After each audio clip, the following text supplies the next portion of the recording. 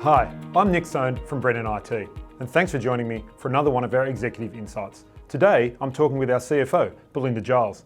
Belinda, thanks for joining us. Thanks, Nick. Good to be here. So, Belinda, tell me, what attracted you to join this great company? Good question, Nick. What attracted me to Brennan was the opportunity to work with an entrepreneurial founder like Dave Stevens and his clear passion for managed services and the Brennan business. I had been in professional services for most of my career and was keen to change industry. However, moving into IT, I realised that they still also speak in a lot of acronyms. I was previously in engineering and I thought that was pretty bad speaking in code with acronyms, but IT is definitely worse. Oh yeah, there's no doubt we have lots of acronyms. There's one for everything, basically. That's right, yes. And would you say that working here is meeting your expectations? Nick, to be honest, working here has actually by far exceeded my expectations, largely due to the great culture at Brennan, the fantastic finance team I have, and being able to contribute to a growing business. I enjoy a challenge and working in a constantly changing environment, having lots of projects and initiative on at the same time. The last 3 years at Brennan have been so busy that there was no chance or opportunity for me to get bored, that's for sure. And with the exciting growth plans we have for Brennan coming up, I don't think there's any chance of that happening anytime soon either. So, yeah, that's good to hear. I agree. If I think about COVID-19, you've lived through that now. What were the key learnings you had from that crisis? Sure. I think for me, the first key learning, and with someone with 20 years experience in finance came as a bit of a surprise, was the fact that the month-end close could still be done on time and to schedule with an entire team working from home.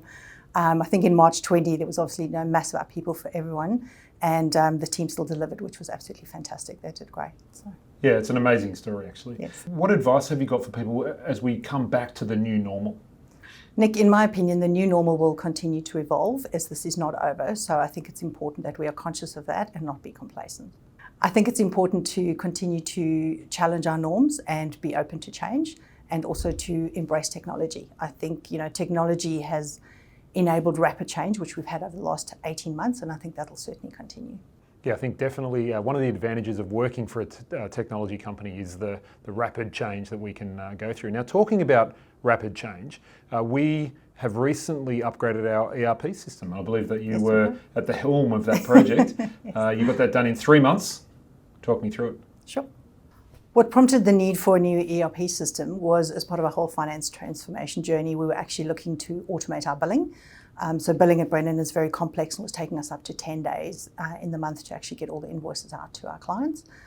The more we started looking at all the latest, great new tools and technologies to automate billing, we realised, unfortunately, it became obvious very early on that we would actually need to replace our 20-year-old accounting system.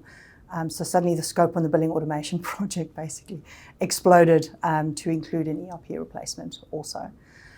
In terms of timing, we did manage to actually implement the ERP within 3 months, which was a fantastic outcome.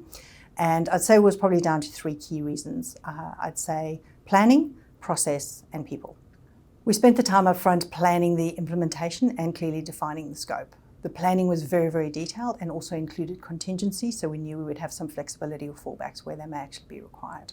The scope was agreed by all key stakeholders, and we had senior executive buy-in and strong sponsorship and support for the program.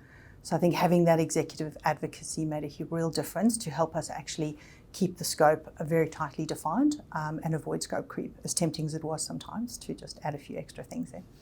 Due to the complexity of the project, we deliberately actually designed the implementation in 2 distinct phases, and being accountants, rather unsurprisingly, called it phase 1 and phase 2.